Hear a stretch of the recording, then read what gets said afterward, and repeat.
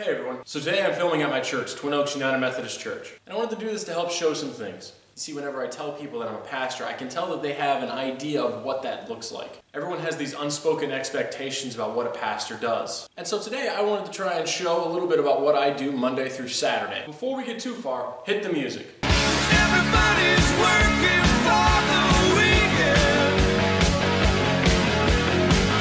Everybody wants a new romance. So whenever I tell people that I'm a pastor, I usually get a number of different responses. Most notably,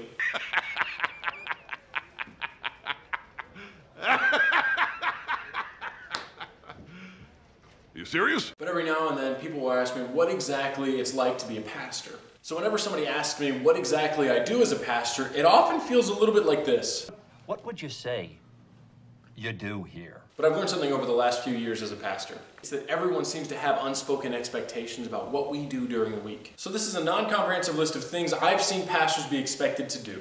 We're supposed to be teachers, preachers, comedians, and motivational speakers. And ideally we do that all at the same time on Sunday morning. We're the default praise and worship leader on Sunday morning. And it's totally okay if you can't sing or play an instrument. We're the community therapist, which in my case typically looks like this. You know what makes me sad?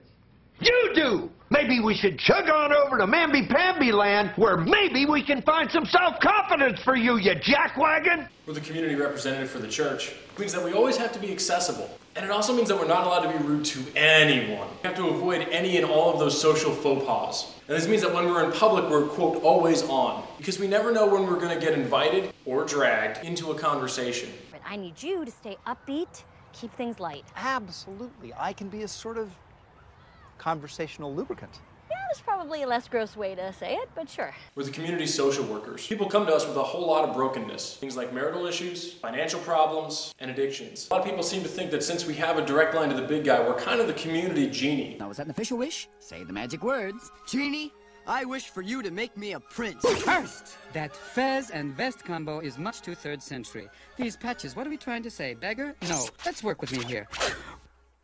Ooh, I like it muy macho. I mean, since we pastors are so close with God, we should be able to use that friendship, that relationship with God to help most people get out of their problems, right? Pastors are supposed to be the morality police. Parents and grandparents will ask pastors to talk to their kids or grandkids to straighten them out. Oh, I'm not gonna kill you. I'm just gonna hurt you. Really, really bad. Pastors are also supposed to help everyone in the church get along. We're supposed to help people resolve conflict. But oftentimes that puts us in a really tricky situation. And it can feel a little bit like this. It's not about control. Stand down. It's a relationship based on respect. And pastors are supposed to fill in wherever the church needs it. So maybe that means you're a secretary, or maybe you're one of the church's janitors. If you're a younger pastor, you're probably the media consultant for your church, which means that you help run the soundboard, do web design, and you're the IT support for your church. Hello, IT? Have you tried turning it off and on again?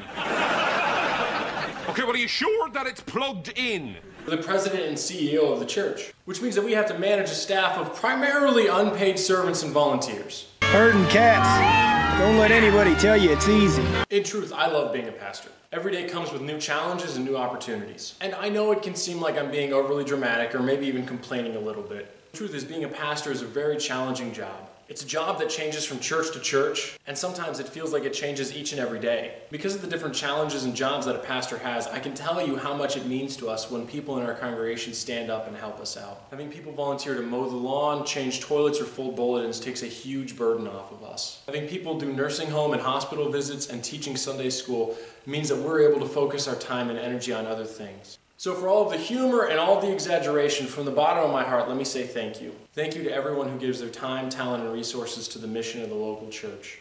Thank you for folding bulletins, typing up PowerPoint slides, answering phone calls, organizing rummage sales and ice cream socials, and everything else that you do. Being a pastor is always going to be challenging, but when you offer to serve, no matter how big or how small that offering is, it always helps us out. So thank you.